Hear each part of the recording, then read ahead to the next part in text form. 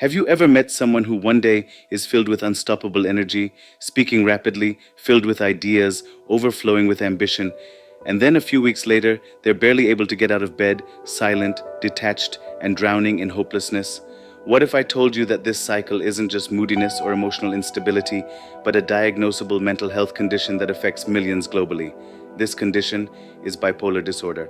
In this video, we're going to walk together into the heart of this misunderstood illness, unravel its mysteries, feel its highs and lows, and understand what it means to live with, treat, and support someone with bipolar disorder. Let's begin. Chapter 1. What is bipolar disorder? Bipolar disorder is a chronic psychiatric illness characterized by extreme shifts in mood, energy, activity levels, and the ability to carry out day-to-day tasks.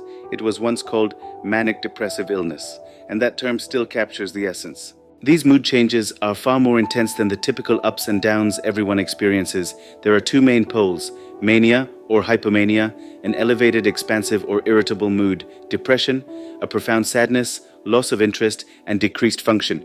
Imagine life as a pendulum swinging back and forth, but with no control over when it changes direction. Chapter 2. Types of bipolar disorder. There are several types, but the most commonly diagnosed are bipolar I disorder, characterized by at least one manic episode, which may be preceded or followed by hypomanic or depressive episodes. Mania here is severe, often requiring hospitalization.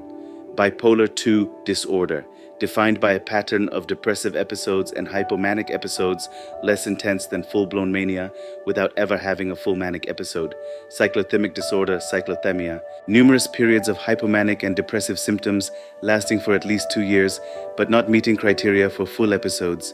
Each person's experience of bipolar disorder can differ, and so can the frequency and intensity of episodes. Chapter 3.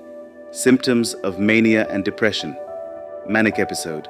Symptoms: inflated self-esteem or grandiosity, decreased need for sleep, racing thoughts, rapid speech, risky behavior, excessive spending, unsafe sex, quitting jobs impulsively, increased goal-directed activities, easily distracted.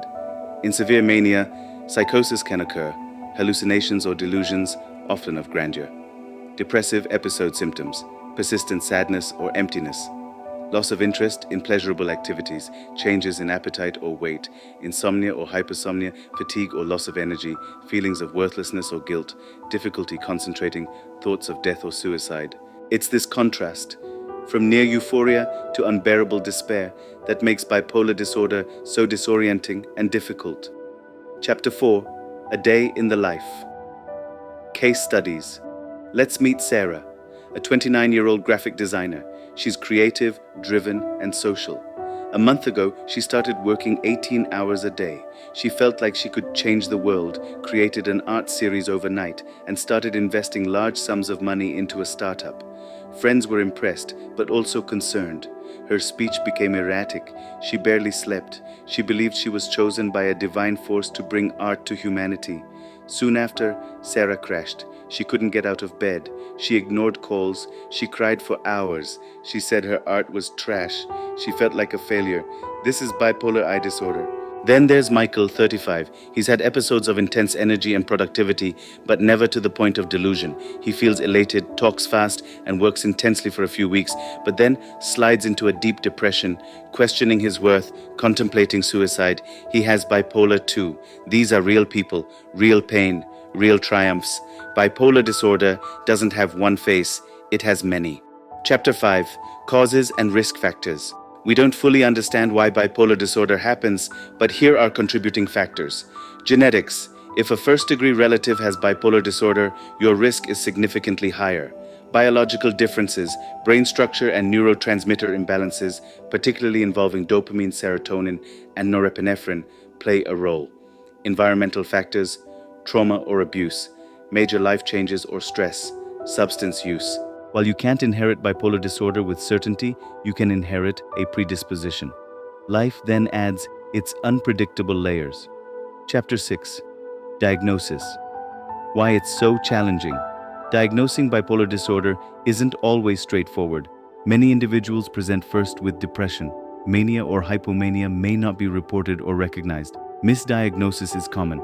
It's often mistaken for major depressive disorder, ADHD, borderline personality disorder, anxiety disorders. A thorough psychiatric evaluation, mood charting, and collaboration with family or friends can help identify mood swings over time. Chapter 7. Treatment. There is hope. 1. Medications. Mood stabilizers. Lithium remains the gold standard. It reduces manic episodes and suicidal risk. Antipsychotics. Used in manic or mixed episodes, examples include olanzapine, risperidone, and quetiapine. Antidepressants. Cautiously used due to risk of triggering mania, often combined with mood stabilizers. Anticonvulsants, such as valproate or lamotrigine, often used as mood stabilizers. 2. Psychotherapy, cognitive behavioral therapy, CBT, helps with negative thinking patterns. Interpersonal and social rhythm therapy, IPSRT, focuses on daily routines and sleep regulation. Family-focused therapy involves relatives to improve support systems. 3. Lifestyle and self-care, regular sleep and wake times, monitoring mood changes, avoiding drugs and alcohol, exercise and healthy diet, stress reduction techniques. 4. Hospitalization. In severe episodes, especially with suicidal or psychotic symptoms, hospitalization may be needed for safety and stabilization. Chapter 8. Stigma and misunderstanding.